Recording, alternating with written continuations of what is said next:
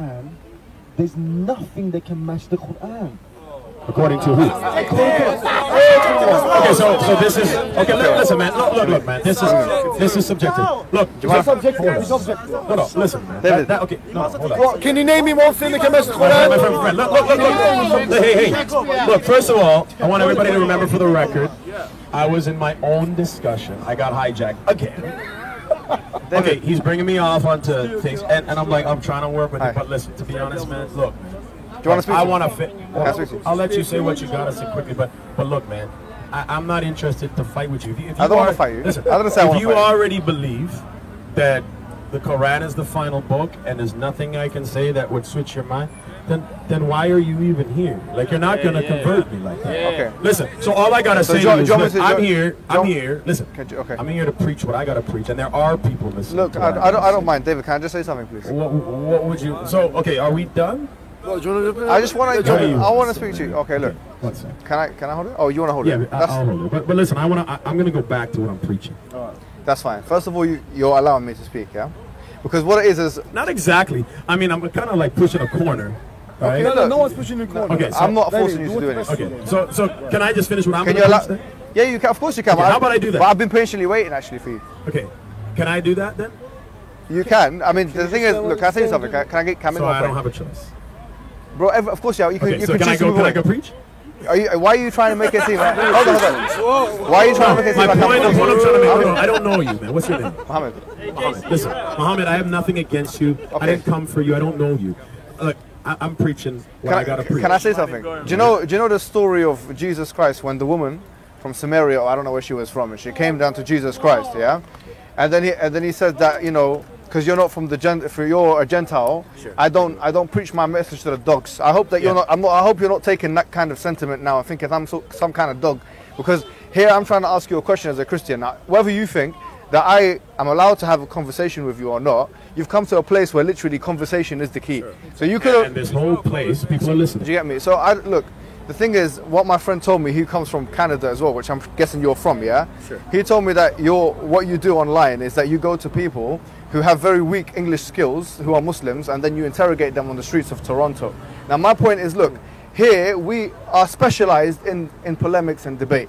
You've come to the right place to discuss with Muslims their religion. So now, which one? Are you talking about the Samaritans or the debate? No, I think you know what I'm saying here. No, okay, I'll listen. Okay, what I'm saying to you here and now is that whether you believe that I will convert to Christianity or not, that sometimes is aside from the point. I might think in my heart and myself that you're never going to be a Muslim.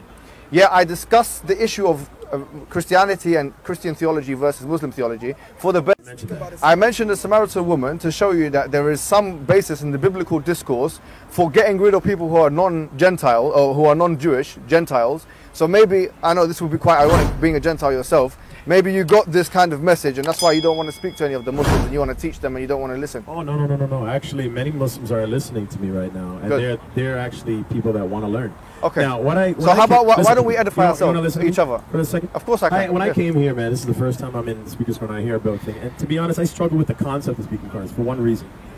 Because why is everybody sitting in a park? First of all, it seems like the government wants everybody to stay in a park. People should be on the street preaching to people. I don't even agree with sitting in a park and secluding yourself. I'd rather just preach on the street. Fine, okay. Second, these people are arguing with each other in little corners. Everybody's just arguing over the same thing over and over and over and coming every single week. And I'm like, you know what, man? This is kind of silly. I mean, there's so many people in there, so many Christians that if you actually went around, you could probably convert London in a day. But you guys are all arguing with each other over the same things, and none of y'all are going to even convert anyway. So you know what? I'm going to preach the gospel to people that want to learn. So I made a decision. I said, this is nonsense. I listened. I went by everybody, and I listened to them. Can I ask you a question, sir? No, okay, I'm sorry. I went by and I listened a bit, and I see people arguing. Can we keep it civil, guys? There's no point in laughing. And you know what, man? I never got into preaching the word to just argue. Yeah, of course. I agree with you. I got into preaching the word. So can we have a discussion? Can I ask you a question? So that's my answer. When I was talking, I have no problem taking. Yeah. And first of all, the accusation that I only talk to ignorant people. First of all, I preach on the street and people come to me. Okay. That same guy. So I'm here to speak to you now. That same guy, wherever he is, came to me many times, and I've debated him publicly on video, and he keeps losing. So he's upset. Okay, but you know, can I say something? So now all of a sudden, now all of a sudden, I don't know who this now, is. many times, and I've seen Sadat. And now I see this guy in London. I'm like, whoa, you serious? And then he's following me, man. Like, did he come all the way from me? And he comes in my discussion. David, he's been here for a month. David, do you mind if I just say something here? Family. David, I want to tell you Comes something. every Right? other year. I want to say that. Listen, I mean, the thing is, what I believe, the reason why we're here, okay? We do what you're doing sometimes. We go to the streets and we do our own thing. We do our da'wah. You know what I'm talking about. But the reason why we do discussion, and sometimes it does go into a debate, I'll tell you our perspective, is we have an ideology, a theology, which we believe is strong enough to withstand criticism. Sure. And if you believe the same about Christianity, you should not be afraid of engaging in discussion with someone who believes something different to you. You shouldn't always talk down to someone as if to teach them and not believe that you can receive an edifying experience yourself. I mean, that's a very, to be honest with you, un-Christian, arrogant stance, I believe. Because I think Christianity, to be frank and honest with you, is a religion of humility. And this is what it says in the Quran, by the way. The Quran, it says, ذَلِكَ بِأَنَّ مِنْهُمْ قِسِّسِينَ وَرُهْبَانًا وَإِنَّهُمْ لَا يَسْتَكْبِرُونَ. That is because from the Christians, there are monks and priests, and they're not arrogant. So one of the things that the Quran teaches us about Christians is they're not arrogant. So to be honest with you, I was quite shocked, because you're quite a personality, right? You're known in the community, that you're speaking down at people and telling that you're a teacher, because there's nothing I can learn from you, all these kind of things. I've been brought up and raised, for the most part, in this country, for the most part.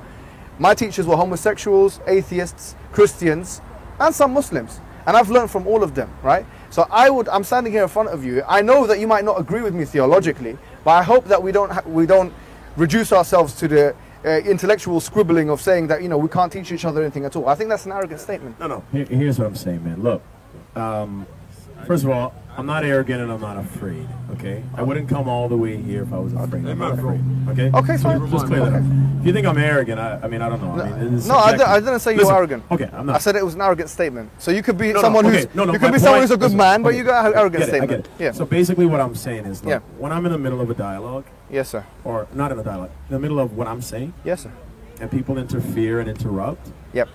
Like, I have no respect for that, right? Why not? I mean, you know why? But because Jesus Christ, it's disrespect. Now, Jesus Christ was asked questions. Listen to me. Like, as a Christian, yeah. Okay, love is patient, love is kind, love is not rude. Nice. All right, so I don't need to interrupt someone's conversation. Every time I walked around and I was observing everybody else, I didn't interrupt them. No, that's fine. Okay, now I respect what you got to do. You're gonna do. Now, as you can see, there's people around me, and I'm talking about a subject which I got off topic, but I continually had Muslims interfere, and all that. You know, the first time. That's because you came to Speaker's Corner, sir. Okay. Well, if Speaker's Corner is full of a bunch of arrogant Muslims that like to hijack conversations, then guess what? No.